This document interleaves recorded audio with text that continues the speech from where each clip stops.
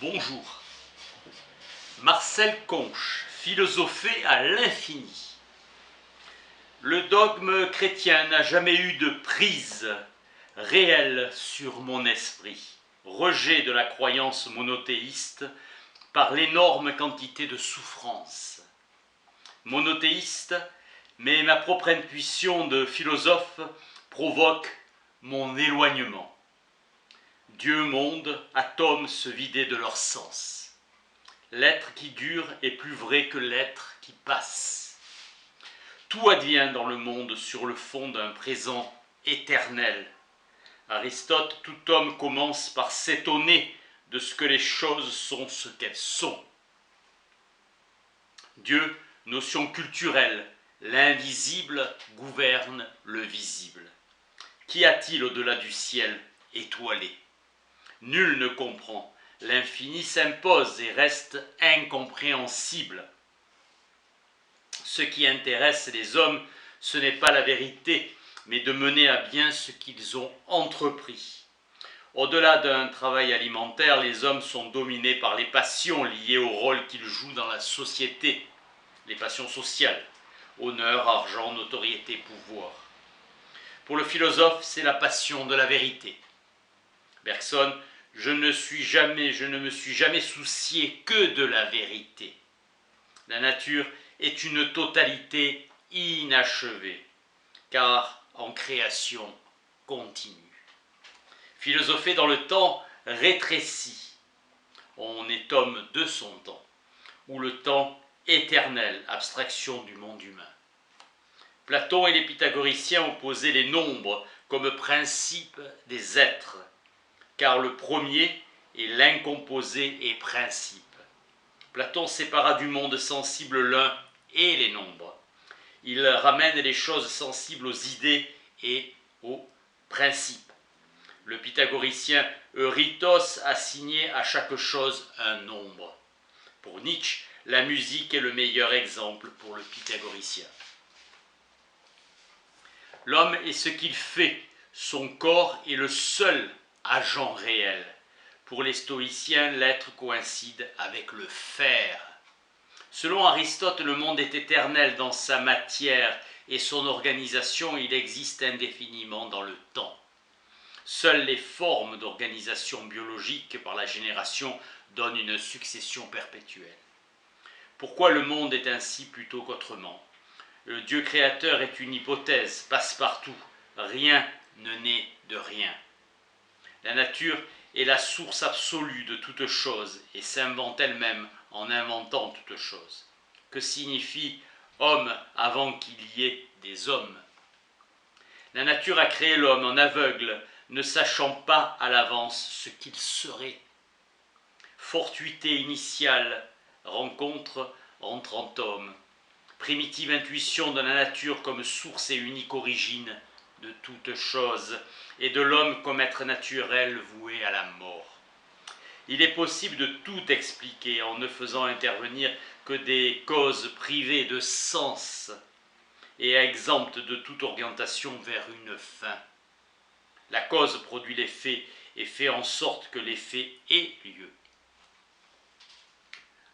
Être matérialiste, selon André Comte-Sponville, c'est affirmer que tout est matière ou produit de la matière. Matérialisme réductionniste contre émergentiste. Il n'existe aucune réalité spirituelle. Les êtres vivants et pensants ont une existence dans la matérialité. La cause produit l'effet, elle ne l'explique pas. Dans les monastères, les synagogues et les mosquées se réfugient les faibles que l'enfer épouvante. Pour oublier sa condition, l'homme a le vin et l'amour. Les savants t'apprendront rien, mais les cils longs d'une femme te révéleront le bonheur. Seul l'amour fait que la vie ait un sens. La sagesse a toujours signifié la conquête d'un nouveau regard. Le retour éternel, vieille idée grecque, tout revient selon Nietzsche, sans cesse.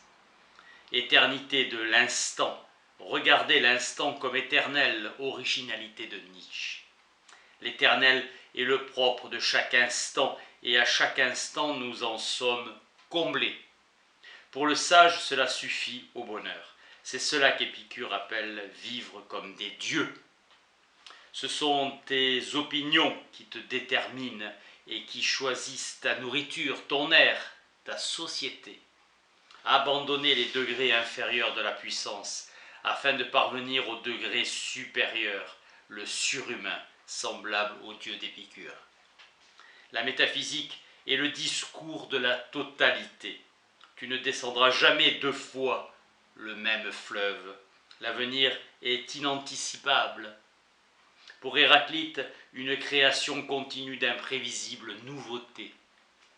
Le philosophe ne doit avoir d'autre souci que la vérité, nourrie par l'expérience et le raisonnement, que la marque de simplicité est la marque du vrai philosophe. 3 ordres d'infini selon Pascal, l'infini dans l'ordre des corps, de la nature, de l'esprit, de la liberté et de la charité, de l'amour. La joie d'aimer enveloppe l'espoir du bonheur. Le bonheur philosophique est la sérénité, l'absence de trouble, l'ataraxie. Amour ardent contre affection ardente. Montaigne sait goûter le simple fait de vivre. Reconnaître la physis, la nature. La nature est inachevée car elle est création continue. Elle est génétrice et de mondes innombrables. Elle n'est pas constituée ou structurée, mais se constitue. L'infini est inachevé, l'homme est inachevé. L'existence est un compromis entre la société et soi-même. Il faut réduire dans sa vie la part des comportements obligés et d'échapper aux devoirs contingents des formes fixes, et l'on ne prendra aucun engagement qu'on ne pourra éviter. Vivre en accord avec le tréfonds naturel de notre être.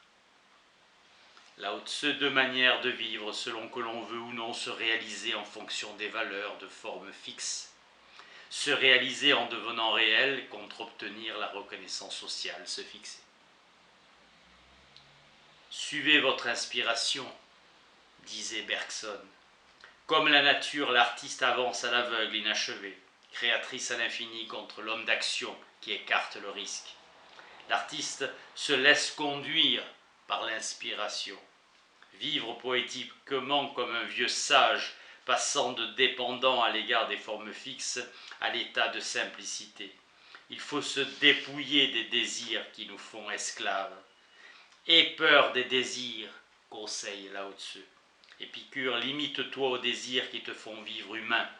Se nourrir, se vêtir, s'abriter, avoir des amis. Retourner à l'état de bois brut, Lao Tse. Les cyniques n'encombrent pas ta vie de choses dont tu n'as pas besoin. Vivre sans plus. Et philosophe qui par la réflexion peut revenir à la simplicité naturelle, celui de la plus haute culture. Connaître la paix intérieure, la sérénité. Ce n'est pas le but, mais un corrélat. La tâche du philosophe est une tâche infinie, l'activité du non-agir, ni violence, ni conflit. Être à l'écoute des réalités et de laisser se dévoiler elles-mêmes. Et les laisser se dévoiler elles-mêmes. Méditer et les pensées viennent à nous, dit Heidegger. Philosophe égale artiste. La pensée est œuvre de poète, dit Heidegger. Absence de trouble de l'âme, la sérénité, la sagesse. Il atteint la plénitude et il est sans manque comme un Dieu, en sympathie, en communion avec tous les êtres.